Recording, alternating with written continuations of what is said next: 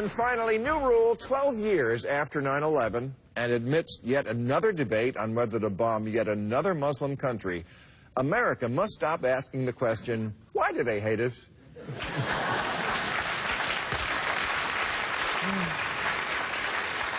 Forget the Syria debate. We need a debate on why we're always debating whether to bomb someone.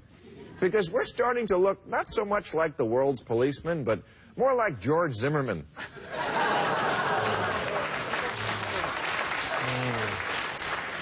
Itching to use force and then pretend chemical weapons, and I don't care who knows it. And I do understand the appeal of putting the world on notice that if you use poison gas, the United States of America will personally you up. We will seek out the counsel and support of the entire nation of families, and then no matter what they say, we'll go ahead and you up.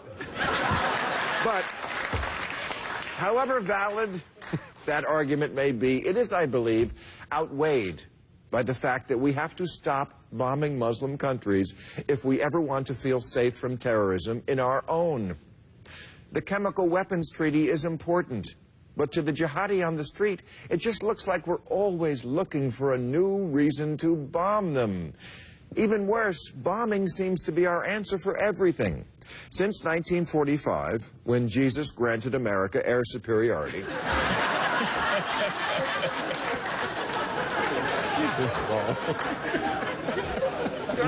we have bombed Korea, Vietnam, Laos, Cambodia, Lebanon, Grenada, Panama, Iraq, Serbia, Somalia, Bosnia, the Sudan, Afghanistan, Pakistan, Libya, and Yemen. And Yemen only because the 10th one was free. How did we inherit this moral obligation to bring justice to the world via death from above? Are we Zeus? It doesn't make any sense. Our schools are crumbling, and we want to teach everyone else a lesson. And look,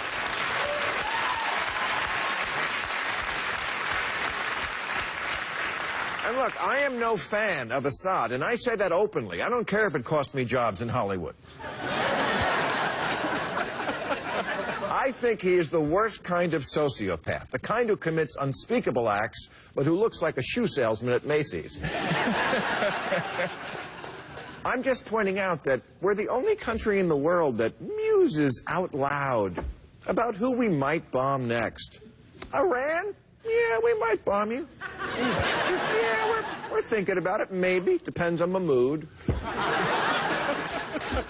We did this with Iraq after 9/11, even though they had nothing to do with 9/11. We do it with Iran every day, and now it's Syria's turn. We're like a schoolyard bully who's got every kid in the class nervous they're going to be next.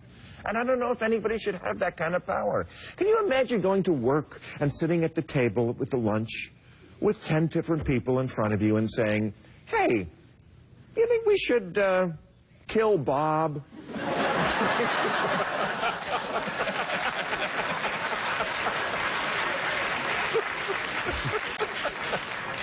Well, it would send a message to Steve. Who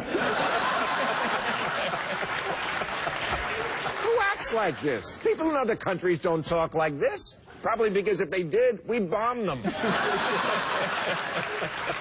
And we're the only nation, as we have seen in this Syrian fiasco, who threatens to drop bombs on you while telling you we don't want to get involved. We're just bombing. Please, don't get up. Just bombing.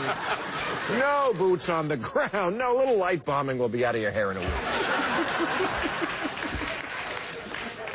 I remember being on the Howard Stern show 12 years ago this week, right after 9/11.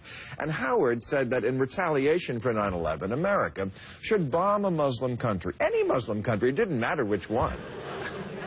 And yet somehow I was the one on trial for talking crazy. And I remember thinking to myself, really bomb any Muslim country? That's the policy? Just get a map of the Middle East and throw a dart at it? Well, apparently George W. Bush was listening, because that's exactly what we did. All right, that's our